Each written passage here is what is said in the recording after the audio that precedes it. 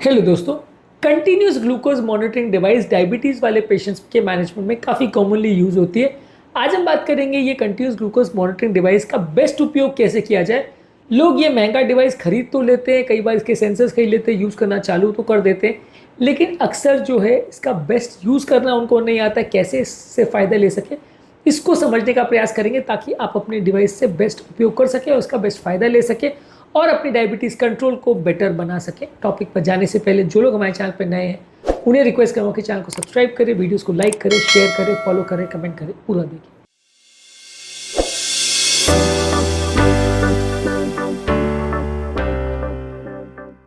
सबसे ऑब्वियस चीज़ तो इस मामले में ये कि डिवाइस को थोड़ा समझने की आवश्यकता है। डिवाइस बेसिकली काम कैसे करता है, ये किस तरह से कैलिब्रेट होता है, किस तरह से इसका डेटा को रीड करते हैं, इसके अलर्ट्स कैसे आते हैं, ये सारे ग्राफ्स को आप इंटरप्रेट करना जब समझोगे तभी आपको इसको मैनेज करना ईजी आएगा। इसके ट्रेंड्स कैसे होते हैं, अलग अलग टाइम पे ट्रेंड कैसा है, इस पर्टिकुलर चीज़ को करने के बाद शुगर लेवल्स में क्या चेंजेस आ रहे हैं, कैसे कम हो रहा है, इसको भी आपको समझना पड़ेगा। और एक पर्टिकुलर पॉइंट पे स्नैपशॉट में वो पर्टिकुलर टाइम में कैसा शुगर वैल्यूज़ आ रही है आइसोलेटेड फाइंडिंग्स में, आप उसको भी अगर रीड करना सीखेंगे तो इससे भी आपको फ़ायदा होगा। तो डेटा को इंटरप्रेट करना और डेटा और डिवाइस के साथ फेमिलियर होना ज़रूरी है यदि आप इस डिवाइस को प्रॉपरली यूज़ करना चाहते हैं। इसके अलावा ये डिवाइस को आप कंसिस्टेंटली यूज़ करिए। यदि आप महीने 2 महीने में एक आध बार इसका प्रयोग करें तो आप डायबिटीज़ का प्रॉपर मैनेजमेंट नहीं कर सकते। आपको हर चीज़ों के बारे में जितना एडवांटेज मिल सकता है मशीन से उतना नहीं मिल पाएगा। इसको रेगुलरली यूज़ करिए, बार बार यूज़ करिए, तो आपके शुगर वैल्यूज़ को ज़्यादा बेटर वे में आप समझ पाएंगे और उसको ज़्यादा बेटर उसके डेटा को आप यूज़ कर पाएंगे।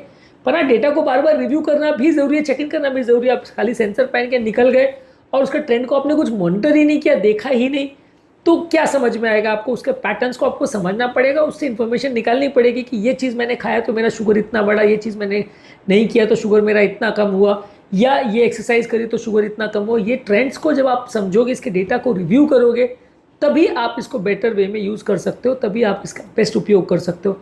यदि आप इसके डेटा को देखोगे ही नहीं तो फिर ये आपके लिए यूजलेस डिवाइसेस को खाली कॉस्मेटिक डिवाइस की तरह पहन के निकल जाओगे, तो इससे कुछ फ़ायदा नहीं होने वाला।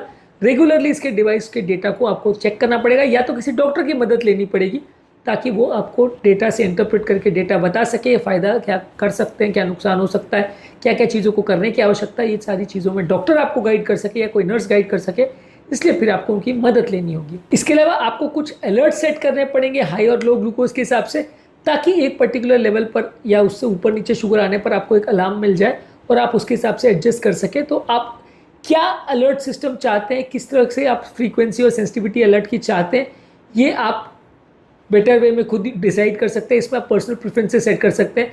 अब मान लीजिए आपने सेट किया कि मेरा थोड़ा सा भी शुगर ज़्यादा हो और थोड़ा भी कम हो तो अलार्म बजना चाहिए, तो बार बार अलार्म बजेगा, आप बोर हो जाओगे। और यदि आप बहुत वाइड रेंज सेट करते हो तो सीवियर हाइपोग्लाइसीमिया हो जाएगा और आपको पता नहीं चलेगा।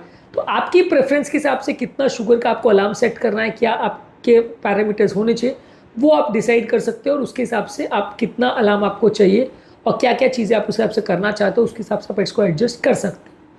इसके हिसाब से आप अपनी मेडिसिन और अपने इंसुलिन के डोजेस को एडजस्ट करें तो आपको सबसे ज़्यादा फायदा होगा।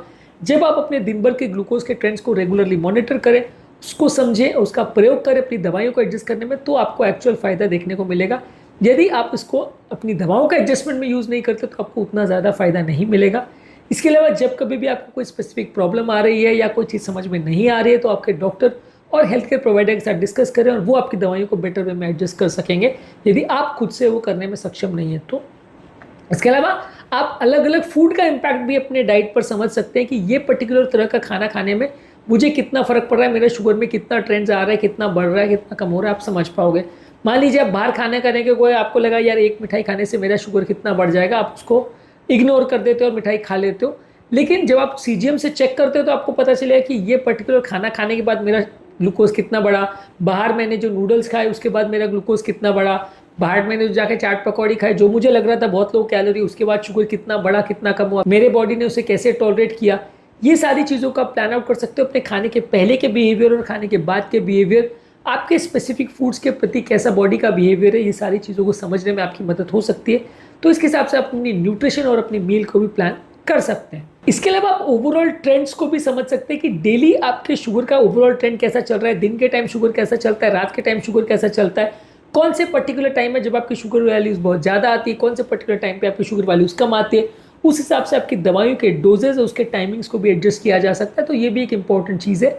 इसके अलावा अलग अलग चीज़ों से आपके शुगर वैल्यूज़ में कितना फ़र्क पड़ता है, जैसे स्ट्रेस पे, स्लीप पे, फिजिकल एक्टिविटी से आपकी शुगर वैल्यू को क्या इम्पैक्ट होता है, कितना फ़र्क पड़ता है, कौन सी पर्टिकुलर एक्टिविटी से, साइकिलिंग करने से कितना हो रहा है, स्विमिंग करने से कितना हो रहा है, आपको मॉर्निंग में ट्रेडमिल कर रहे हैं तो कितना चेंजेस हो रहा है, इसको भी आप प्रॉपरली यूज़ कर सकते हो, इसके डेटा को भी, और इसके हिसाब से अपने बिहेवियर को, अपने एक्सरसाइज पैटर्न को मॉडिफाई कर सकते हो।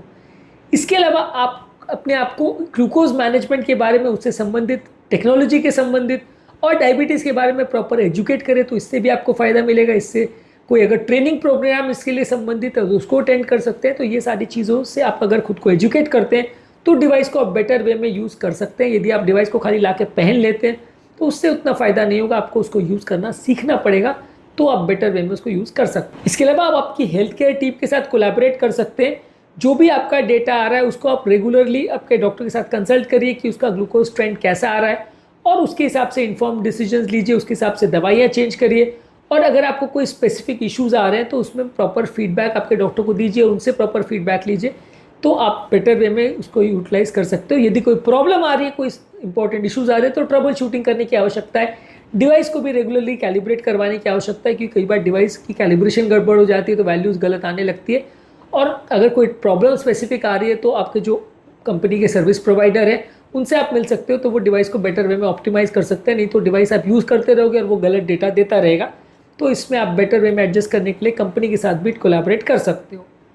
आप सीजीएम अगर यूज़ कर रहे हो तो उसके हिसाब से अपनी हेल्दी ईटिंग, हेल्दी एक्टिविटीज़ और ये सारी चीज़ों को भी बेटर वे में मैनेज कर सकते हो।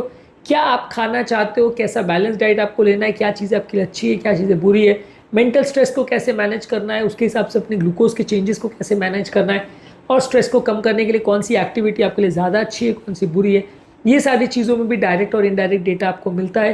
तो ये सारी चीज़ों में मिलने वाले डेटा को भी आप उपयोग कर सकते हैं और अपनी लाइफ को बेटर बना सकते हैं, अपने शुगर मैनेजमेंट को और बीमारी के मैनेजमेंट को बेटर बना सकते हैं। इसके अलावा आप अपने लिए एक हेल्थ गोल सेट कर सकते हैं कि आपके शुगर वैल्यूज़ को आपको किस लेवल पर मैनेज और मेंटेन करना है, और उस ट्रेंड के हिसाब से अपने शुगर वैल्यूज़ को कंट्रोल करने का प्रयास करिए। और आपके वैल्यूज़ गलत तो नहीं हो रहे, चेंज तो नहीं हो रहे, उसके हिसाब से प्रॉपरली मैनेज करिए।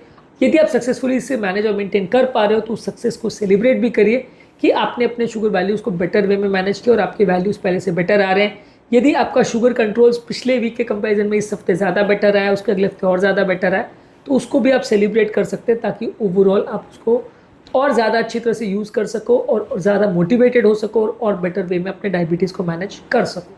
तो आज के टॉपिक में हमने जानने और समझने का प्रयास किया कि यदि आप कंटिन्यूस ग्लूकोज मॉनिटरिंग डिवाइस को बेटर वे में यूज़ करना चाहते हो तो क्या क्या चीज़ों का विशेष ध्यान रखने की ज़रूरत है, कैसे हम इस डिवाइस की यूटिलिटी को बढ़ा सकते हैं और इसको अपने लिए ज़्यादा उपयोगी बना सकते हैं।